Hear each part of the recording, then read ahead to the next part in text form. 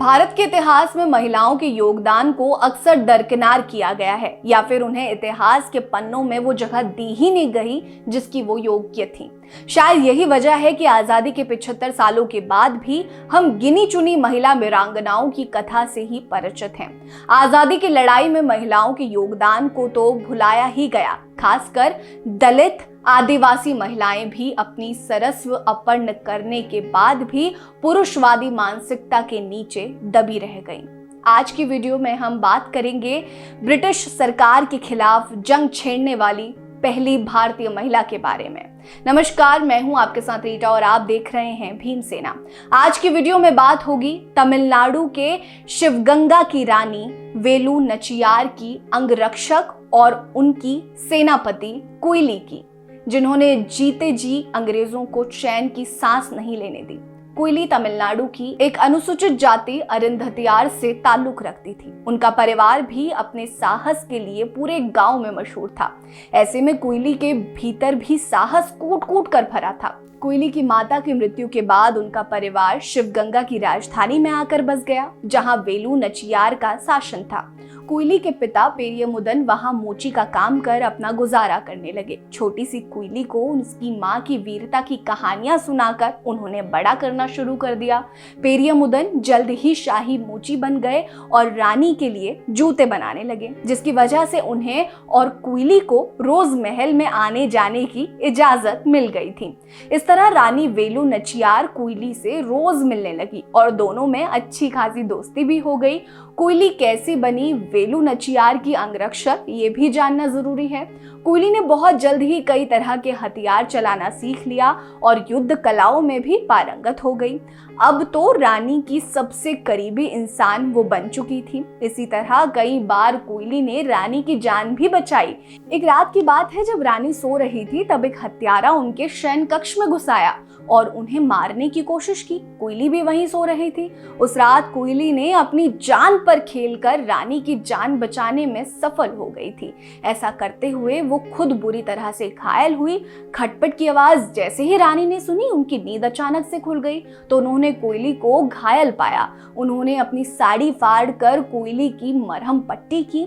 एक और बार की बात है, जब कुइली को पता चला कि उनके अपने गुरु ही रानी को मारने का षड्यंत्र कर रहे हैं, तो इस बात की खबर लगते ही कुइली ने अपने खुद के गुरु की हत्या कर डाली। ये देखकर रानी बहुत प्रभावित हुई और कुइली को आधिकारिक तौर पर अपना अंगरक्षक घोषित कर दिया। रानी वेलु नचियार से कुइली के बीच नजदीकियों की बात जब ब्रिटिश शासकों तक पहुंच गई तब तो बवाल ही हो गया, क्योंकि वो चाहते थे कि रानी पर हमला और शिवगंगा की राजधानी पर कब्जा करने में कुइली उनकी मदद करे। उन्होंने पूरी कोशिश की कि कुइली को अपने साथ शामिल शामिल कर लें, पर वो टस से मस नहीं हुई। जब ब्रिटिशों को किसी भी तरह से सफलता नहीं मिली तो उन्होंने शिवगंगा के दलित समुदाय पर हल्ला बोल दिया।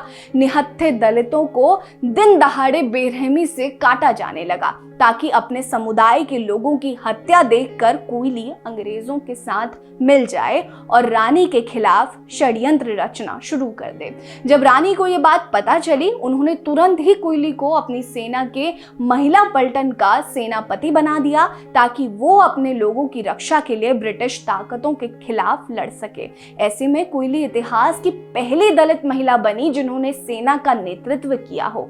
अपनी हिम्मत और शौर्य के लिए उनकी सेना में उन्हें विरतलपत्ती यानी कि वीर नेता और वीरमंगई यानी कि वीरांगना जैसे नामों से जाना जाने लगा। 18वीं सदी के दूसरे दौर में रानी वेलु नचियार ने मैसूर के टीपू सुल्तान, उनके पिता हैदर अली और शिवगंगा के मरुदु पांडियर भाइयों के साथ मिलकर अंग्रेजों के खिलाफ जंग छेड़ दी, जिसमें सेना के महिला पलटन का जिम्मा कुइली के पास था। रानी के सेना में कुइली के पिता पेरियमुदन भी शामिल थे। मकसद सिर्फ एक था, शिवगंगा किले को अंग्रेजों के कब्जे से मुक्त करवाना, क्योंकि यहीं से वो शिवगंगा के एक बड़े हिस्से पर कंट्रोल कर रहे थे। शिवगंगा किला हमेशा ब्रिटिश सैनिकों से घिरा रहता था और किसी को अंदर जाने की अनुमति नहीं थी। पूरे साल में सिर्फ एक ही दिन के लिए शिवगंगा किला बाहर वालों के लिए खुलता था और वो था नवरात्रि का आखिरी दिन, जब महिलाओं को विजयदशमी की पूजा करने के लिए किले के अंदर देवी राज राजेश्वरी अम्मा के मंदिर में जाने की अनुमति मिलती थी। सेनापति कुइली ने इसी मौके का फायदा उठाया और उसी आधार पर हमले की एक नई रणनीति बना डाली। 1780 में विजयदशमी के दिन कुइली अपनी पूरी पलटन के साथ शिवगंगा किले में घुस गई। पलटन की सारी महिलाएं भक्तों के वेश में थीं और अपनी टोकरियों में उन्होंने फूल और प्रसाद के साथ अपने शस्त्र भी छिपा रखे थे। अंदर जाते ही कुइली किले के उस कमरे में चली गई जहां अंग्रेजों के सारे हथियार रखे हुए थे। इसके बाद उन्होंने वो किया जिसे आज की भाषा में सुसाइड बॉम्बिंग कहा जाता है। चौंकाने वाली बात यह थी कि अपनी जान की परवाह किए बिना कुइली ने पहले ही अपने सैनिकों से अपने शरीर पर बहुत सारा तेल और घी डलवा लिया था। कमरे में पहुंचते ही उन्होंने अपने हाथ में लिए दीपक से खुद को आग के हवाले कर दिया। आग से जलती हुई कुइली ने हथियारों पर छलांग लगाई और सारे हथियारों के साथ उसका शरीर भी एक पल में भस्म हो गया। भारतीय इतिहास में ये पहली बार हुआ था जब किसी ने हमले के इस तरीके को अपनाया था। अंग्रेज सैनिक वैसे भी युद्ध के लिए तैयार नहीं थे और सारे हथियार बर्बाद हो जाने के बाद उनके पास अपनी खुद की रक्षा के लिए कोई विकल्प नहीं बचा था।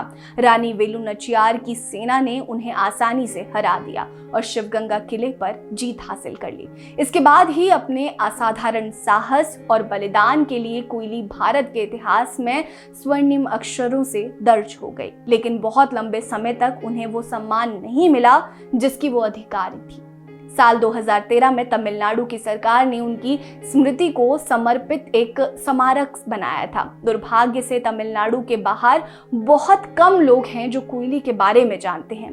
हमारे इतिहास में महिलाओं, खासकर दलित महिलाओं का अमूल्य योगदान रहा है। हमें जरूरत है कि इन सभी ऐतिहासिक चरित्रों के बारे में पढ़ने की और जानने की। इनकी वीरता को इतनी आसानी से भुलाया नहीं जा सकता, क्योंकि इनकी वीरता वाकई तारीफ काबिल है जो भुलाई नहीं जा सकती।